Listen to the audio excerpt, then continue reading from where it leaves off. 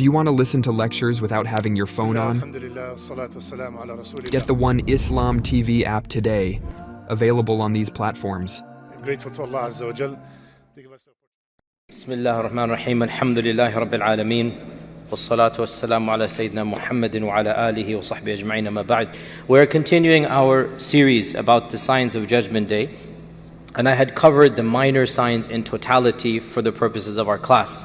Today, inshallah, in the next few weeks, we will cover the 10 major signs of Judgment Day, one after the other.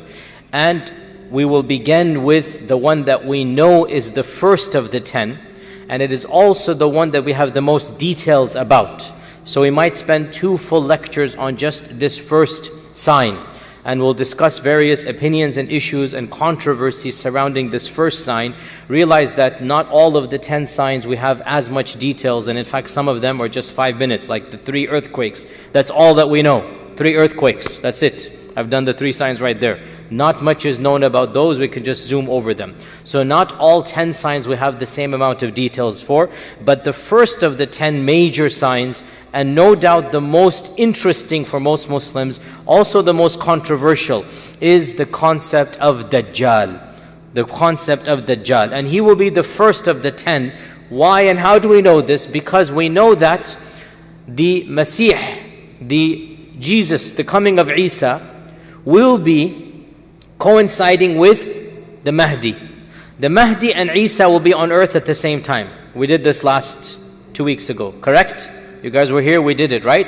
And we said that the Mahdi, when will the Mahdi die? How will the Mahdi die? What are the details? Guys, help me out.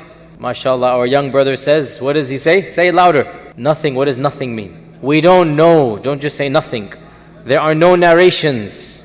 We don't know. How will the Mahdi die?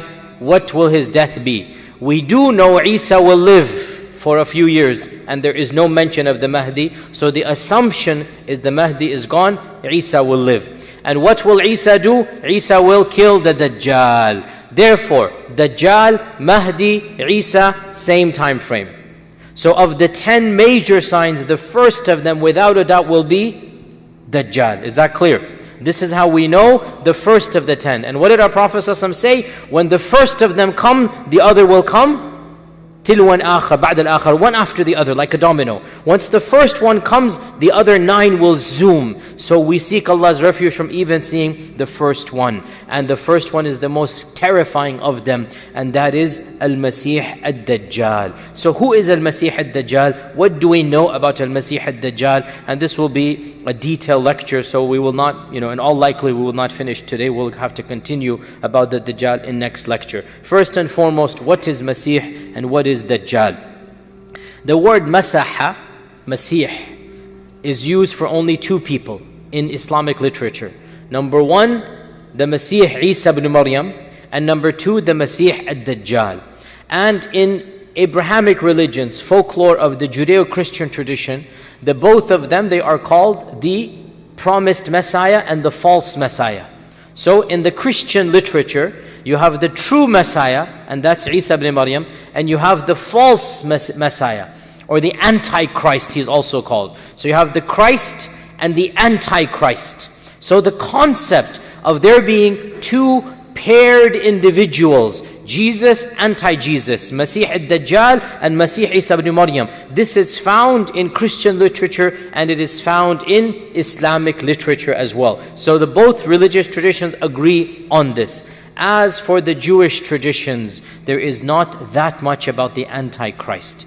In fact, he doesn't seem to play any role, and this is going to come into play. Remember this point, put it in your mind, we're going to come back to this. There doesn't seem to be the figure of the Antichrist, there is only the figure of the Masih, the Christ. And this is going to come very important in a while. What does Masih mean? Masih means to anoint. What does it mean to anoint? In the good old days, when the king became the king, he would be anointed. They would put some holy oil, special oil, and they would put it on his forehead, for example. When the prophet became a prophet, in the time of the Bani Israel, he would be taken to the river Jordan, or one of the holy rivers, and he would be anointed with the water. And the concept of baptism comes from this, that he's going to be anointed with the water. That is the anointment, to rub. And that's in Arabic masaha, which is masih, the one who is rubbed. So masaha in Arabic is, masaha is to rub, masih, the one who is rubbed. Masih, the object that is rubbed. So Masih Isa is called Masih because John the Baptist, Yahya, was the final person to give any person this anointment. After Jesus, no one has been anointed by Allah, by the command of Allah, by the barakah of Allah. So Isa is the final one anointed, because there were previous prophets that were anointed, but Isa was the special and the final. So he is called Al-Masih Isa ibn Maryam. So he is the Masih, that is Isa. As for the Dajjal, we do not know who will anoint him. Definitely not righteous people, but most likely his followers will anoint him. His followers will appoint him, and he will be the false appointed one. It is said, and there is no explicit evidence about this, that perhaps the Yahud who follow him will anoint him thinking he is the real Masih. So they will do the ritual of Jesus, but to Dajjal. The ritual that was done to Isa will be given to the wrong one, and the people will assume him to be Isa, but he is not Isa, he is Dajjal. So he is going to be the false Masih, the Antichrist, and that is the Masih al-Dajjal. So his title is Masih, and his noun, not his name, his laqab is ad-Dajjal. And Dajjal, what does it mean? Dajjal comes from Dajjal, and Dajjala in Arabic means to mix up. It also means to deceive, but not a regular deceit. The worst type of deceit is called Dajjal. There is no English translation for it, right? Deceive, you can deceive your child, you can deceive your spouse, you can deceive. But Dajjala is to mix the worst evil with the most righteous truth. And why is Dajjal called Dajjal? Because he shall mix the worst evil, and he will put it in with the truth. He will say that he is Al-Masih Isa ibn Maryam, and this is Dajjal. Because Isa is a righteous man and the Dajjal is an evil man. So he will take an evil, which is that he is a liar, and he will say he is the best of the best, and he is Isa ibn Maryam. Even worse than this, he will say, وَالْعِيَاذُ بِاللَّهِ, that he is Allah himself. And what greater Dajjal, what greater deceit, what greater evil is there than to say that he is Allah. And he will claim that he is being inspired by Allah. So he will claim all of these claims. And by the way, the person from Qadhi last century, he went through the same things. He first said he is Isa, then he said he is inspired, even though as far as I know he never claimed he is God. But this Dajjal will claim he is God himself. He is Allah himself. So that is why he is called Dajjal, that he is deceiving the people. He is substituting the truth with the falsehood, because no one will mix truth with falsehood in a more brazen manner, in a more blatant manner than Al-Masih al-Dajjal. And our Prophet ﷺ predicted that there will be many Dajjals. In an authentic hadith reported in Musnad Imam Ahmad and other books, our Prophet ﷺ said, and there's a version of it in Sahih Muslim, our Prophet ﷺ said, there shall be after me, listen to this, 30 Dajjalun Kadhabun. 30 Dajjals. All of them Kadhab. كلهم يزعم أنه نبي. Everyone is claiming that he is a Nabi. وأنه لا نبي بعدي. And there is no Nabi after me. What do we learn from this hadith? It's not just one Dajjal. There are many, we can call them in English, Dajjal with a small d. Or we can say mini Dajjals, no problem. But there is one Dajjal with a big D, okay? Or the major Dajjal. So there are many mini Dajjals. 30 in one hadith. 30. What is the sign of these false Dajjal? كلهم يزعم أنه نبي. Everyone says the same claim. I am Nabi, I am Nabi, I am Nabi. And the Prophet said, وَأَنَّهُ لَا نَبِيَّ بَعْدِي. From this we learn a principle, my dear brothers and sisters. Anybody who claims he is a Nabi, he is in fact what? A Dajjal. Is that clear? Anybody who claims he is a Nabi, you can call him a title. And that title is, you are a Dajjal. A Dajjal. As for the Dajjal, that will be the last of them, the 30th of them. That is the big Dajjal. That is the worst of them. And before that time, there will be plenty of mini Dajjals. And we had one here in America as well. This Louis Farrakhan. Elijah Muhammad. Elijah Muhammad, the founder of the Nation of Islam, he claimed that he is Nabi. And he claimed that Allah inspires him. And he claimed openly that I am the Prophet of God. He changed he was born Elijah Muhammad, Elijah Poole. He changed his name to Elijah Muhammad. And he then said that you have to recite the kalima, there is no God but Allah and Muhammad is his messenger. And by that he meant he is the messenger. He called himself Muhammad. And then he said, whenever a Muslim says Muhammad Rasulullah, that is me. And so he taught to his people this, and he is one of the last of the Dajjals to come, and Allah knows how many will come until the end of times. But we are now interested in the big Dajjal, the final Dajjal.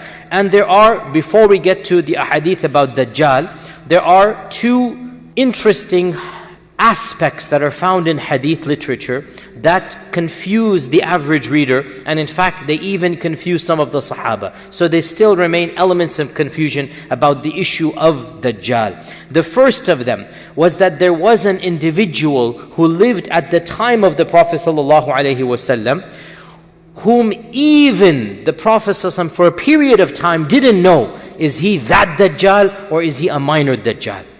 Okay, he didn't know. And this incident is mentioned in Sahih Muslim and many books of hadith. It is an authentic incident. Multiple narrations exist about a certain young man who lived in Medina, who was from one of the Yahudi tribes. And he was a sorcerer. He had a connection with the jinn. He would call the jinn. And he was a magician. And he would pretend he knew the future. And he would foretell the future. You know, in English we call them a soothsayer.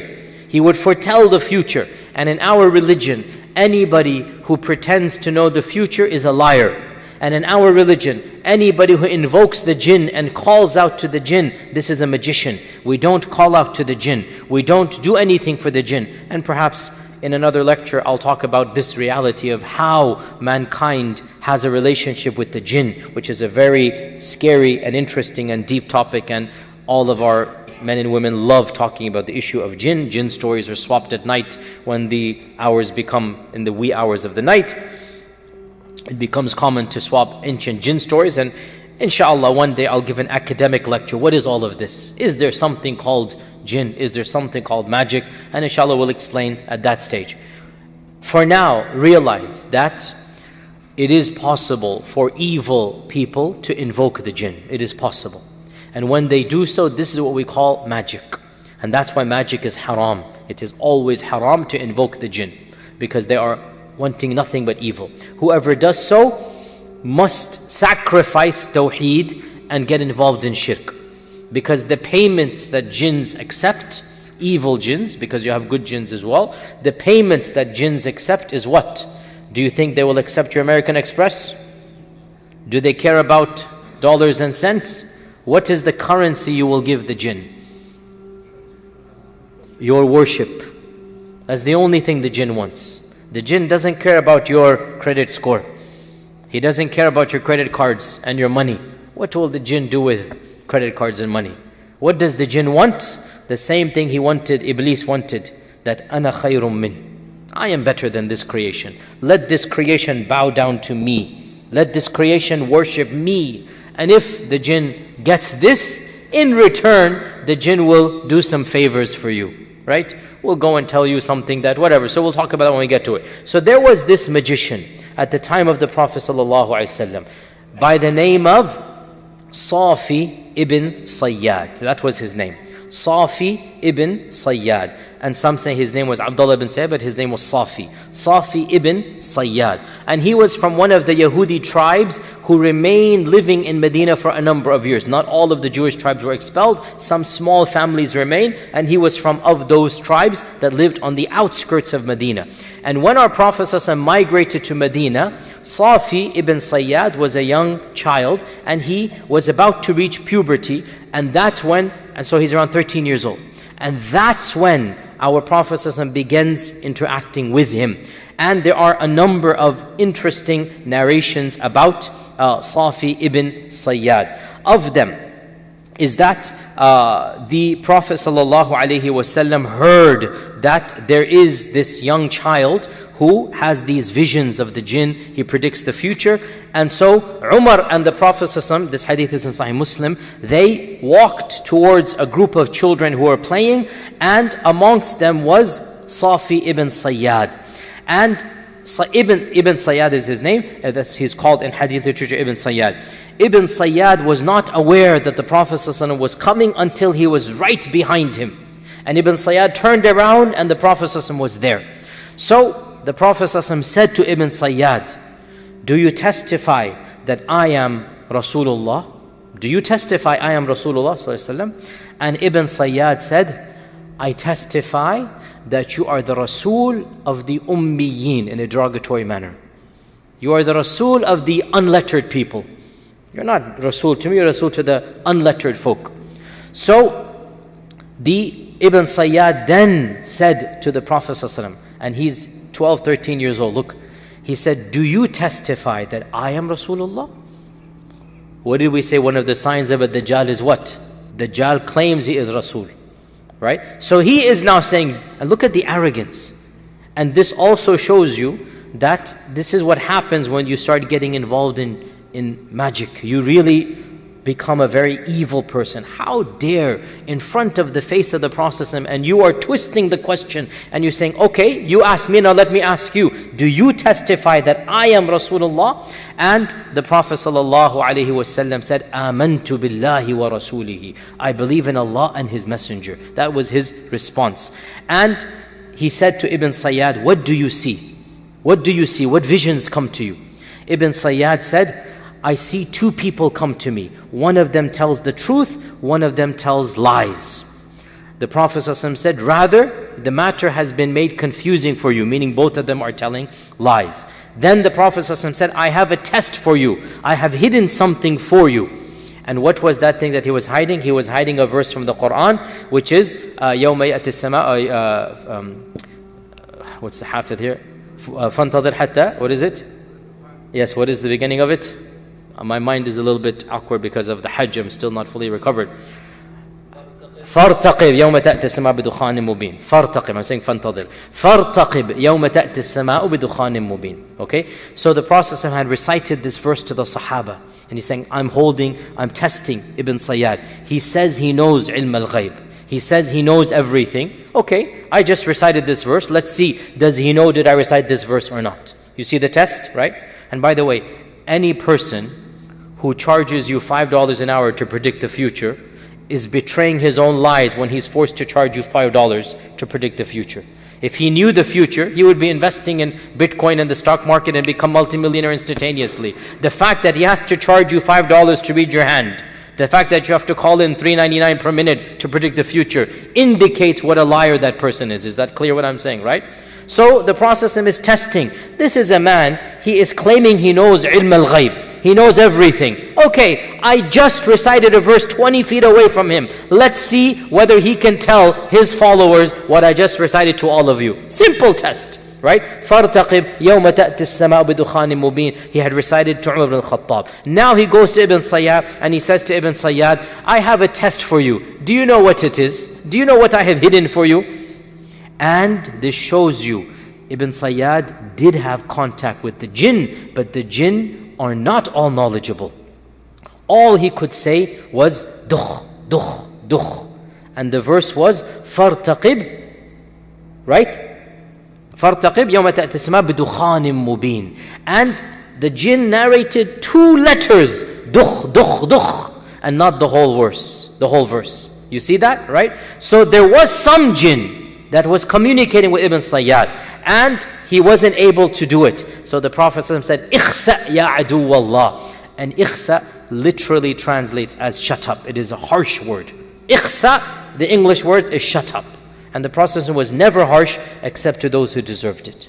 Ikhsa ya adu Allah. Shut up, O enemy of Allah. Falan ta'du qadrak. You shall never go beyond your meagerness. You think you are so big, you're never going to go beyond this. Umar ibn Khattab said, Ya Rasulullah, allow me to execute him. This is a Dajjal. He says he is Rasulullah. He's communication with the jinn. His penalty is execution. Ya Rasulullah, allow me to execute him. And our Prophet ﷺ said, if he is that Dajjal, you shall not be able to kill him.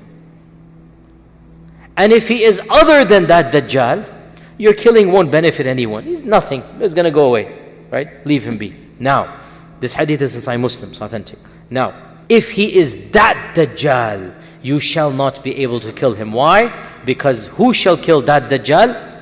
Isa alayhi salam. No one will be able to kill that one. So the Prophet is telling Umar, if he is that Dajjal, you won't be able to kill him. And if he is other than that Dajjal, yeah, what's the big deal? He's going to come and go, no one will care. Your killing will not harm any or benefit anyone. He's going to be a minor, which was the case. He became a footnote in history. Majority of Muslims don't even know about his name, even though during the time of the Sahaba, he was somewhat of a big deal. Somewhat, in the sense, we don't know his state, as we're going to come to. So this is one hadith about Ibn Dajjal. Another hadith, Ibn Sayyad, Another hadith is that once the Prophet ﷺ went to go test Ibn Sayyad, and he walked towards his house with some of the Sahaba, and he hid behind some date palms, trying to see Ibn Sayyad in a way that Ibn Sayyad would not see him. But Ibn Sayyad's mother saw the Prophet ﷺ in the distance, so she shouted out, Ya Safi, O Safi, watch, be careful. His mother was on the side of, obviously, the mothers typically side with their sons, even in batil, unfortunately, this is human nature. So the mother is saying to Ibn Sayyad, Ya Safi, that's his name, or Ya Saf. She cut out the Ya out of love, it's called in Arabic, Bab al-Tarkhim. So she said, Ya Saf, look, there is Muhammad, Rasulullah. So he turned around and he saw the Prophet ﷺ, and there was again some conversation that did not result in anything fruitful per se. And that Ibn Sayyad, he continued to live in Medina after the time of the Prophet ﷺ, and he resided in Medina, and a number of Sahaba swore by Allah that that is the Dajjal. And they considered Ibn Sayyad to be that Dajjal. And of them was Umar ibn Khattab. He would make halaf with Allah that that is the Dajjal. Also Jabir ibn Abdullah, the famous Sahabi, he felt that that is the actual Dajjal.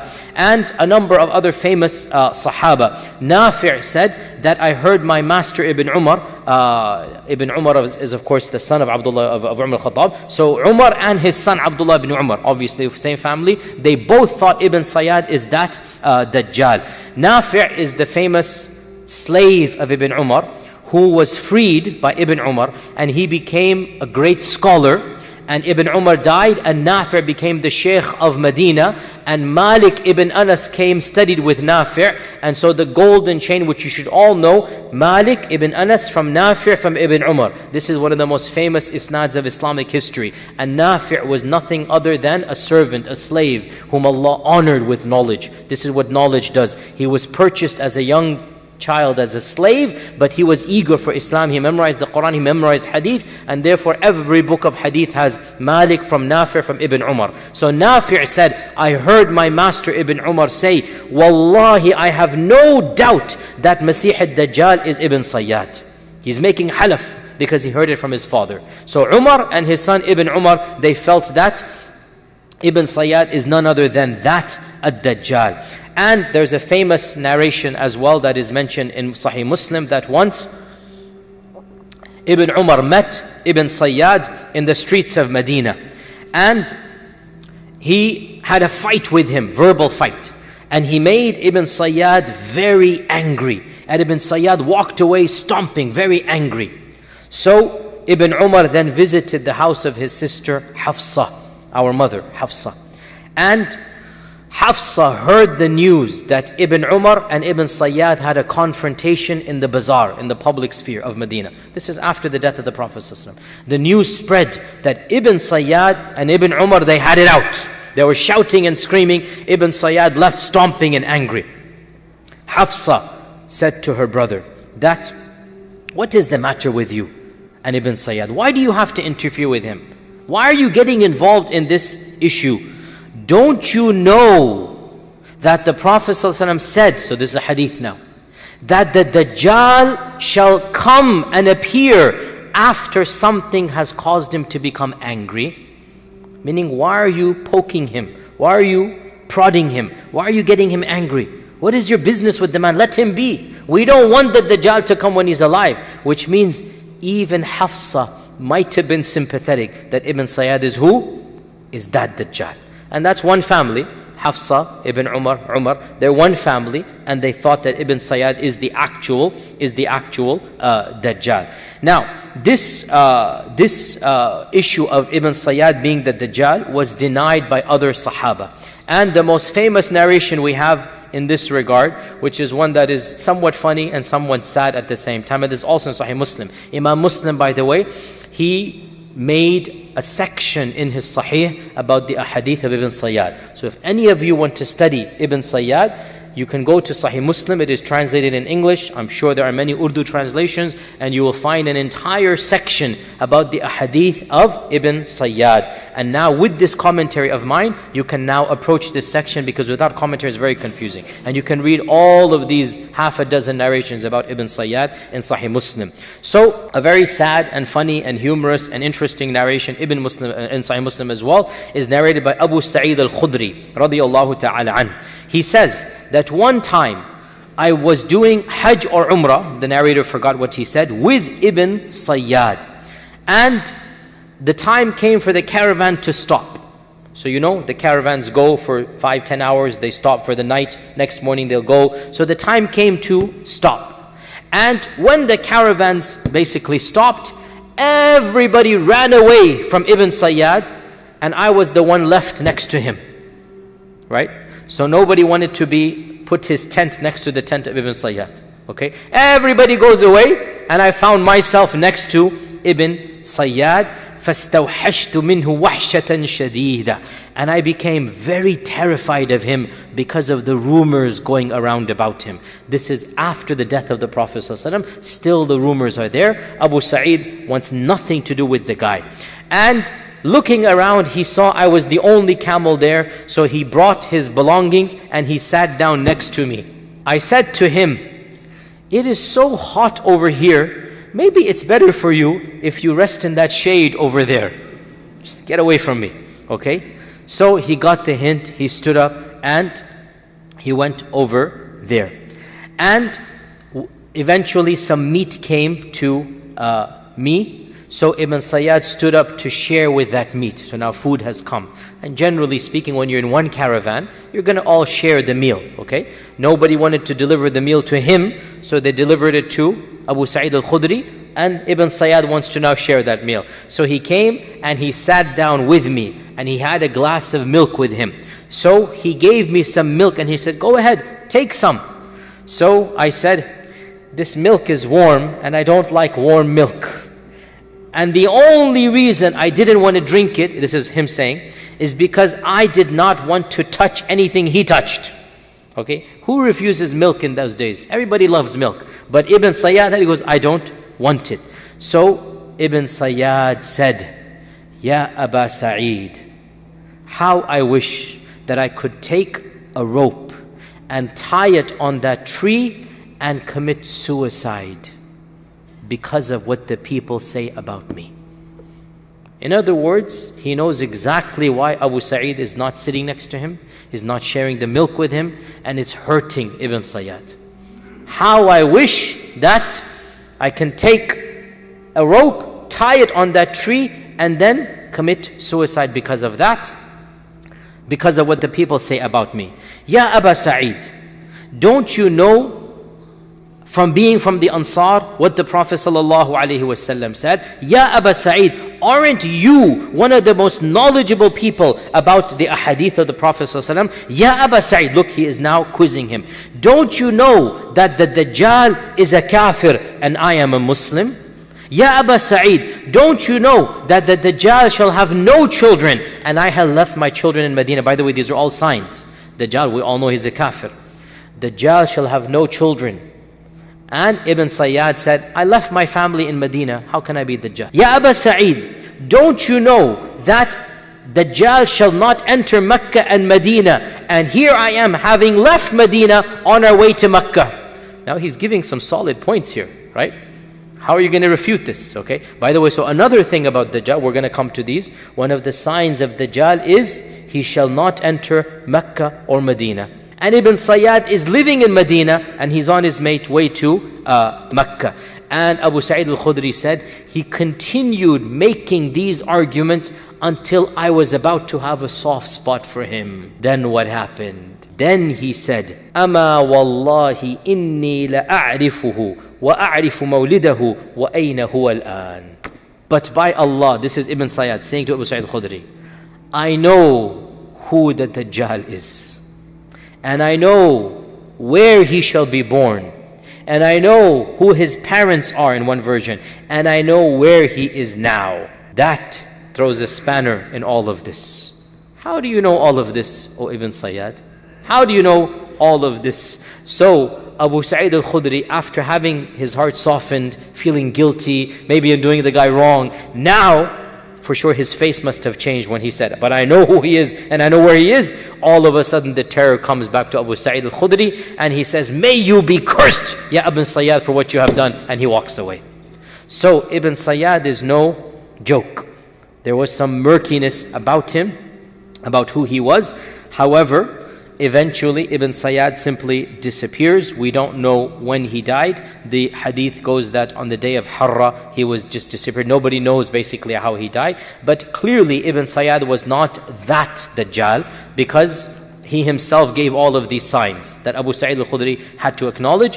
Whether he died a Muslim or not is another issue, because Ibn Sayyad is saying, I am a Muslim and the Dajjal is a kafir. And this has caused a huge controversy amongst the scholars. And Imam al-Dhahabi, in his monumental encyclopedia of the Sahaba, he basically says that he cannot be a Sahabi because, and this is a very interesting point, what is the definition of a Sahabi? A Sahabi is someone whom the Prophet ﷺ interacted with while that person was a Muslim. If the interaction occurred and the person was not a Muslim and later embraced Islam, that person does not become a Sahabi. And of the examples, or the possible examples, is Ibn Sayyad. Ibn Sayyad did not accept Islam in the lifetime of the Prophet ﷺ.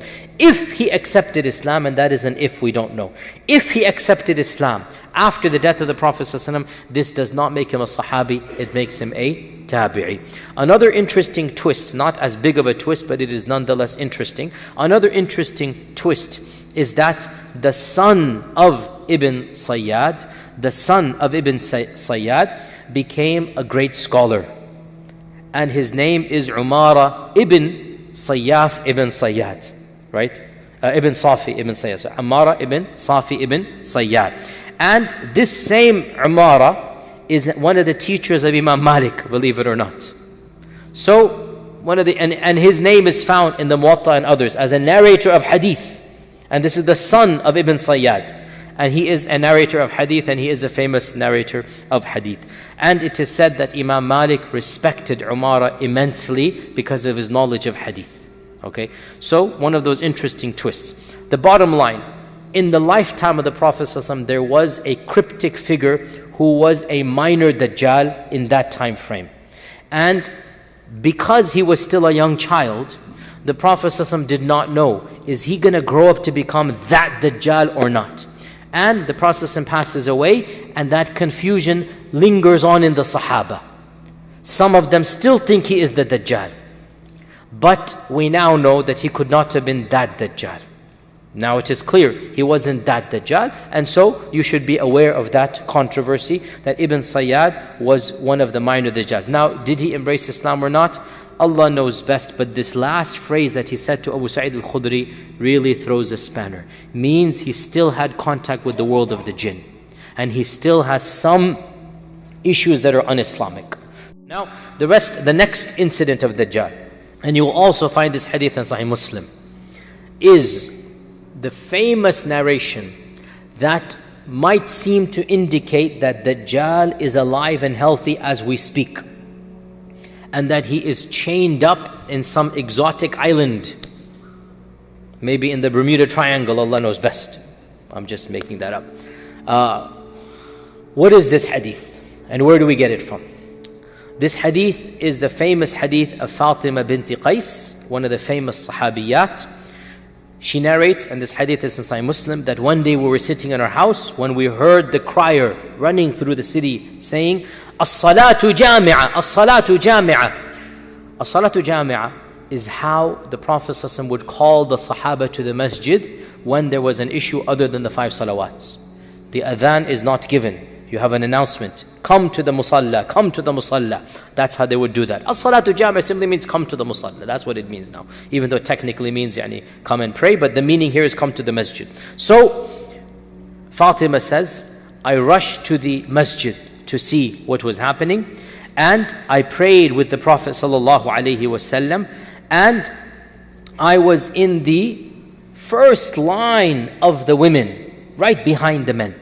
In her eagerness to hear what the Prophet ﷺ would say, she was in the first saf of the women behind the men. Point she's trying to say is, I heard directly everything that I'm about to tell you. So after we finished praying, the Prophet ﷺ went on the minbar and sat down.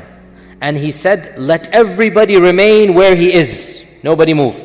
Let everybody remain where he is. Do you know why I called you? They said, Allah and His Messenger know best. He said, I did not call you today to give you an advice or a lecture to cause you to cry or to fear Allah. That's not the reason. Maw'idah, no khatira today. I didn't call you. But rather, I came to tell you what Tamim ad-Dari came to inform me. Tamim ad-Dari. Who is Tamim ad-Dari? I have a lecture about him online very briefly, about one of the, my series about the Sahaba. Tamim ad-Dari was one of the few Sahabi who was a Christian and then embraced Islam. The majority of Sahaba were pagans. Very, very few were Jewish or Christian when they embraced Islam. Very few. And of them is Tamim ad-Dari. So he's one of those group of Sahaba who was Ahli Kitab, and he embraces Islam, and of them is Tamim ad-Dari. And so Tamim ad-Dari came to me embracing Islam, and he told me a story that happened to him many, many years ago. Now, Tamim ad-Dari is from one of the tribes up north, and those tribes were seafaring tribes. They would ride the ocean. The Quraysh were a non-seafaring tribe. The Quraysh despised the ocean. The Quraysh did not like riding on the ocean. And that's why the Quran is full of references. فَإِذَا رَكِبُوا فِي الْفُلْكِ. The Quraysh did not like the ocean. And few of the Qurayshis rode on the ocean. And that's why when our Prophet ﷺ saw a dream where some of his own Sahaba were riding the oceans, conquering other lands, he laughed and he said, I saw my own ummah shall be riding on the waves like kings, riding horses and steeds, galloping, and they shall be conquering, oceans. And Milhan said, Ya Rasulullah, make dua that I am amongst them. And he said, you are amongst them. And that's why she died in Qubros, in Cyprus, because the Prophet said, you will be amongst them. So he laughed when he saw his ummah riding the ocean. It was a strange thing for the Quraysh. They did not like. Unlike Tamim ad-Dari, they were seafarers. They were people who were involved in navy issues. And so, naval issues, naval expeditions. And so, Tamim ad-Dari, he came to embrace Islam. And he came in the 9th year of the Hijrah. And he came to, in those days they sent the delegations to embrace Islam. And when he came, he told the Prophet ﷺ about something that happened to him many, many, many years ago.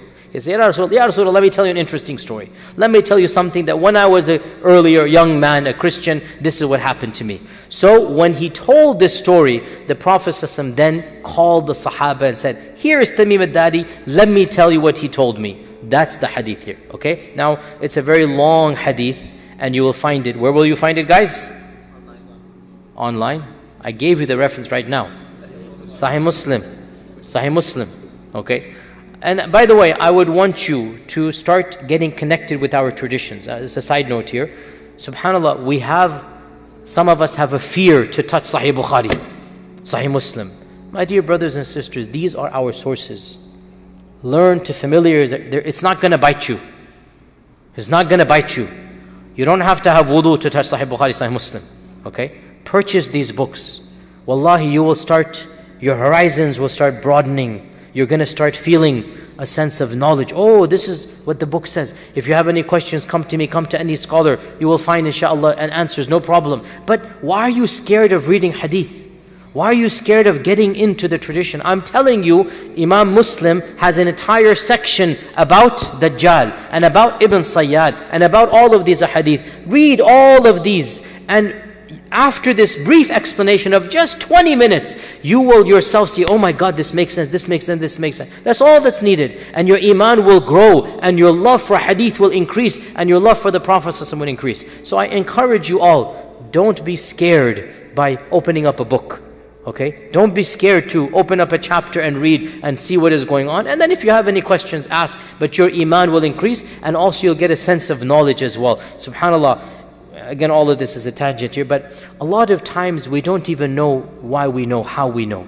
We don't know where it's found. We don't know. We heard people say, learn your religion from the sources. Is there any harm in that? Learn your religion. Read the Quran. Read the Sunnah. And most importantly, Bukhari and Muslim, they're right there. I strongly encourage you, don't be intimidated by Sahih Bukhari, Sahih Muslim. I'm not saying become a scholar. I'm not saying derive.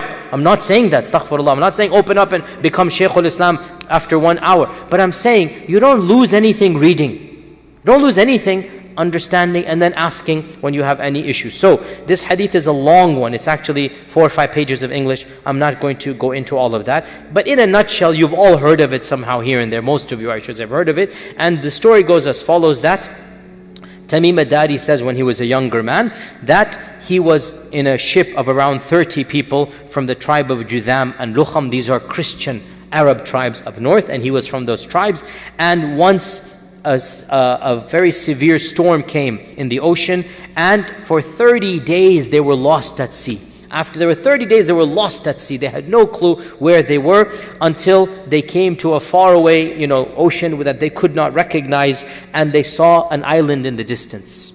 So some of them, Tamim ad-Dari and a few of them, took the smaller boat to go get some water, to go get some food. So every large boat has that small boat to go in. So they took that smaller boat to go to that island. And when they landed on that island, they met a very terrifying animal, a beast that could speak to them, a dabba that could speak to them. And we'll mention the dabba when we come to one of the 10 signs. The dabba that could come to them. And this beast was unrecognizable, like, call him what, Bigfoot or something, Frankenstein, whatever. Not Frankenstein, sorry, scratch that from the record. Bigfoot, not Frankenstein. I guess in our cultural folklore, closer to the Bigfoot. Although the hadith did not describe him, it simply says a beast that's very hairy. Just nothing but hair, and could speak. And Tamim saw this and his people, and they were terrified. And the beast said, come with me. I'm going to take you to my owner or my master. And they went to this island, and they went to this cave where they saw a man larger than any man they have ever seen. And the man was tied up in a more severe manner than any man they have ever seen. And the man then began to ask a number of questions. And it goes like, 10 questions or so. I'm not going to go into all of them. And they were so terrified, they just responded one after the other.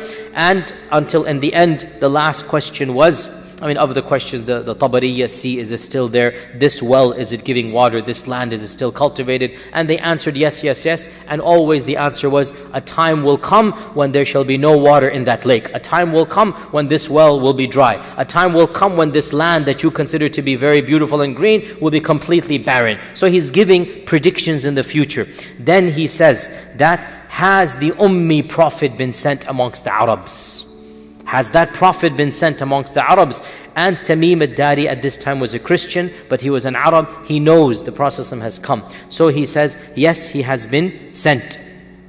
And he has come out from Mecca, and he has settled in Yathrib, because he didn't call it Medina, because only Muslims called it Medina. For those 10 years when Islam was spreading, Yathrib and Medina were the same name, as you know, the same city, and the Muslims called it Medina, and the Munafiqun and the pagans called it the old name, Yathrib. And that is why we are not allowed as Muslims to call it Yathrib unless we describe it, that this is the pre-Islamic name. In any case, so, because the Prophet said they call it Yathrib and it is Medina. They call it Yathrib, so we do not call it Yathrib as a name. In any case, so Tamim al-Dari said he has settled in Medina. The Dajjal says, did the Arabs fight him? They say yes. So he says, who won? They say, sometimes he wins and sometimes the Arabs wins, meaning the Uhud. Uhud they say was a loss, even though Uhud was not a loss. From our perspective, Uhud was a stalemate. It was not a loss, but the Quraysh interpreted it as a loss. Dajjal then said, if there is good in the Arabs, they should follow him, and I will tell you about me. I am the Masih, and it is only a matter of time before I am let loose. And when I am let loose, I shall visit every single city on earth in 40 days, except for Mecca and Medina, for they are made haram for me. Every time I come to them, the angels will stop me. Then the Prophet ﷺ stopped his lecture and he began poking on the mimbar like this to emphasize. And he said, this is Tiba, this is Tiba, this is Tiba. Did I not tell you about the Dajjal? And they said, yes, you did. Now this hadith ends over here. Now, this hadith is the famous hadith of Tamim al-Dari, narrated by one Sahabiya, Fatima binti Qais. And it is in Sahih Muslim, and its chain appears to be authentic. Now, this hadith has caused a lot of controversy in the ummah. Why and how? Because it throws a spanner in what we seem to know about the Dajjal. Other traditions mention that the Dajjal will come towards the end of times. They mention he shall be born to parents who were childless for many, many years, and they're making dua for a child, and they shall be given a child, and they will not recognize that it is the Dajjal. The hadith that we just mentioned about Hafsa says that the Dajjal will come out and appear because of some anger issue. Something happened that made him angry. Whereas this hadith seems to throw all of that to the wind. And that the Dajjal is alive and healthy, he's tied up, he knows he's the Dajjal, etc., etc. And because of this leads us to a very deep issue. Is it allowed to problematize hadith based upon the content and not based upon the chain?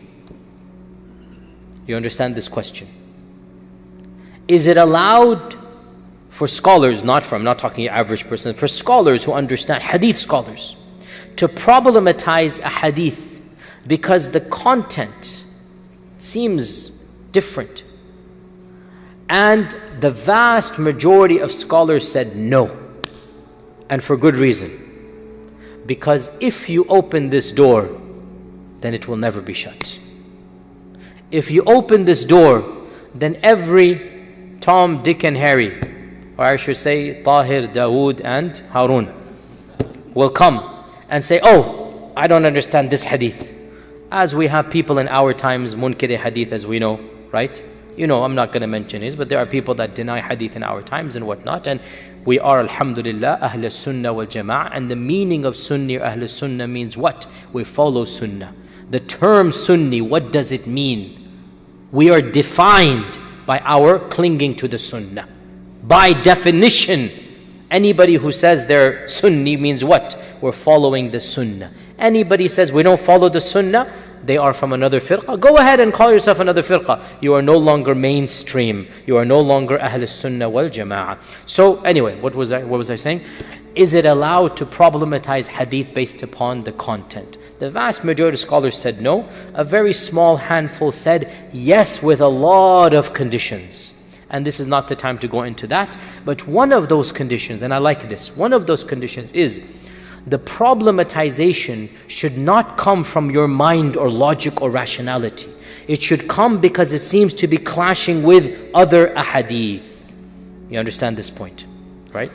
If the problem seems to come with a clash from within the tradition, that is different than when you say, oh, my mind doesn't understand the hadith. Because if you open this door, then out the window.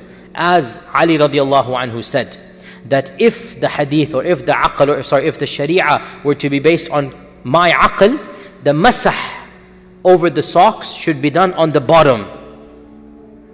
But I saw with my eyes the Prophet ﷺ do masah on the top. Memorize this, a very beautiful tradition, by the way, very beautiful tradition. If our religion were to be based on what I think, on my aql, on my common sense, then when you do masah, where should you do masah? On the bottom. But Ali radiallahu anh said, I saw the Prophet ﷺ do masah on the top. When it comes to the deen, قال الله قال رسوله سمعنا وأطعنا. Whether we understand or not. But what about if within the deen itself you have 2-3 hadith that seem to clash? In this case, it's not my mind. We have to now reconcile between this. So, based on this issue, we have some great ulama from the past and from the present. They did problematize this particular hadith. They did problematize this particular hadith. And of them, we have in our times as well, or I should say the generation before us, the famous scholar, the most famous alim of 100 years ago, and that is Sheikh Rashid Rida. Sheikh Rashid Rida. Maybe one day we'll give a lecture about him. Very, very influential alim. And frankly, I'll say something, many of us here today are influenced by him and we don't even know it. His influence was so profound that he had an impact on the global understanding of Islam. And many of us, we don't even know, but we are influenced by him. He was without a doubt the most famous alim of 100 years ago, Rashid Rida. And unfortunately his name is not, there was no alim more famous than him 100 years ago. He died 1935, by the way. So in 1919, every intellectual in the ummah knew him. And he influenced people as diverse as Hassan al-Banna and al-Albani. Both of them, they considered Rashid Rida to be their sheikh, directly, by the way. Look, he influenced men, and including not just him, but anyway, I'm going to my tangent, but even what we now call modernist Islam, progressive Islam, they take, in our American system, again, I don't mind saying this, great thinkers like the Hathut brothers and whatnot, they, the trends that were there, they were influenced by Rashid Rida as well. Their sheikh was the student of Rashid Rida. The whole anyway, why am I talking about this? Dajjal. My mind goes here and there, I apologize. You guys don't know me yet, but my mind doesn't, it's not, make dua for Sirat al-Mustaqim. I need to be straight here. Where was I? We're talking about Dajjal. And what were we talking about before this? Problematizing it, exactly. So Rashid Rida was one of those who said that this hadith doesn't make sense in light of all of these other hadith. And Rashid Rida is a great Sunni alim. He's not one of these, Now another great sheikh as well in our times, my teacher, I studied with him, Sheikh Muhammad ibn Salih al-Uthaymeen, very mainstream, very traditional, very hardcore sheikh who loved hadith. But he said, this hadith, I don't consider it authentic, even if it is in Sahih Muslim. Why? Because it seems to conflict with other ahadith. So in reality, I have to be honest, I am sympathetic to this minority voice. Because it doesn't make sense that the Dajjal is alive and healthy. And it also doesn't make sense that if this incident occurred, only Fatima bint Qais narrates it and the Prophet has called the entire city. Something doesn't seem to be right, and Allah knows best. Our Shaykh would say, my heart is at unease with regards to the authenticity of this hadith. This is what Ibn Uthaymeen would say. فِي الْقَلْبِ مِنْهُ شَيْءٍ. My heart is not comfortable. Something doesn't make sense to me. I can't pinpoint it, but it's not adding up to me. The content, the Islam, everything, it's just not adding up. And mashallah, our Shaykh was a very humble man. He would say, but if the Prophet ﷺ said it, then I believe in it. And this is exactly what I say. The hadith doesn't seem to make sense. But if he said it, amantu billahi wa rasulih. Simple as that. So we put this hadith of, which hadith guys? Tamim ad-Dari, in a footnote. And we have a question mark, and we leave it at that. Allah knows best. I don't know. But mainstream interpretation, Imam al-Nawawi, Ibn Kathir, these scholars, they consider this to be authentic because this is Sahih Muslim. Then the issue comes, how do you reconcile this with the other ahadith about the coming of Dajjal, shall be born at a later time, his parents shall be childless, etc., etc. And you have one of two opinions. The first of them is that time and space mean nothing to Allah. And so Tamim ad-Dari got lost in, let me speak in the language of Star Trek, and I'm a big fan of Star Trek when I was a child. They got lost in a different time warp. And so they traveled to a different time and place, and Allah is ala kulli shayin qadir. And they saw an image of Dajjal projected from the future back to their time frame. And Allah ala kulli shayin qadir. Okay, fair enough. And the other interpretation is that Dajjal is in fact alive and healthy, and that he was born, and all of this happened in the past, and then he is being chained and kept as the hadith of Tamim says, and he shall be released in the future. Now the issue comes, the only hadith that mentions alive and healthy and chains is this one hadith of Tamim ad-Dari. That's it. Every other hadith gives a different narrative. So you have two different narratives. Can we reconcile the two? Most scholars try to do that, but it's a very difficult fit. And that's why Shaykh Rashid Rida and Ibn Uthaymin and others, they basically said, look, this one, you have a big beautiful puzzle, right? You have one piece, is just not fitting in. And the puzzle seems complete.